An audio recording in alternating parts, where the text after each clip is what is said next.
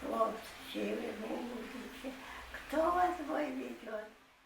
антонина ястребова дар соли 1942 ҷанг алайҳи олмони фашистиро дар шаҳри қаҳрамони ленинград санкт петербурги феълӣ оғоз кард.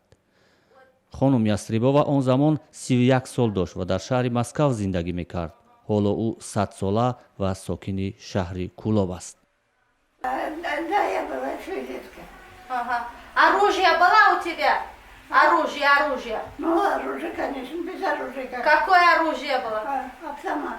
замоне ки хонум антонина ба ҷанг рафт, падараш Пётр ва хоҳари угаяш Мария дар ҷабҳаи Ленинград меҷангиданд. ӯ бо хоҳараш дар сафи нирӯҳои мухобирот пайваст. падар ва хоҳараш дар як набард дар шаҳри Ижевск кушта шуданд.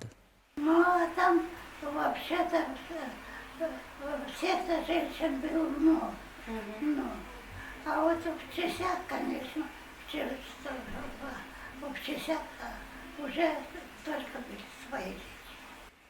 антонина дар фронт бо шавҳараш Иван шинос шуд ва издивоҷ кард.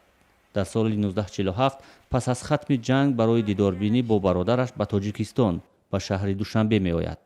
ҳамин тавр дар Душанбе дар риштаи иқтисод таҳсил мекунад ва барои кор ба корхонаи коркарди пахтаи Кулоб меравад ва он ҷо зиндагӣ ихтиёр мекунад. он замон ҳатто даъватҳои шавҳараш барои бозгашт ба Москавро рад мекунад ва инак ҳудуди 70 сол сокини Кулоб аст. В Россию я не пошла, я уже... Мне понравилось. Вот, а это мне... Таджикистан тебе нравится, да? Да. Не Больше не захотела туда, да, обратно? Не захотела. антонина ястребоваро ҳар сол дар арафаи рӯзи ғалаба мақомоти ҳукумати Тоҷикистон ва сафорати Русия дар Тоҷикистон бо кӯмакҳои моливу тӯҳфаҳо қадр мекунад. то соли 2013 фарзандону набирагони бародаронаш аз Русия ӯро суроғ мекарданд. аммо ҳоло ӯ тӯли 3 соли ахир аз онҳо хабаре надорад.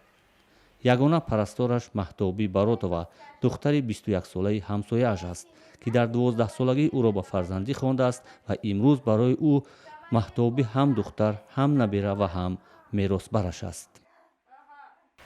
Так потом? Хотиш омӯхташ лимонтаридга? Мерафтем, меомадем, мерафт корда, экономист буд завод пахтада. Меомад фарода мекард Маҳтобӣ мегуфт. Ҳама қатти омӯхта шудам. Ранги духтарам метонамад. Гамтари қатиам ик калон шудам омӯхта шудем. Мои сыны богатские, мы за Новый мир. Шольц идет по знанию, красный командир.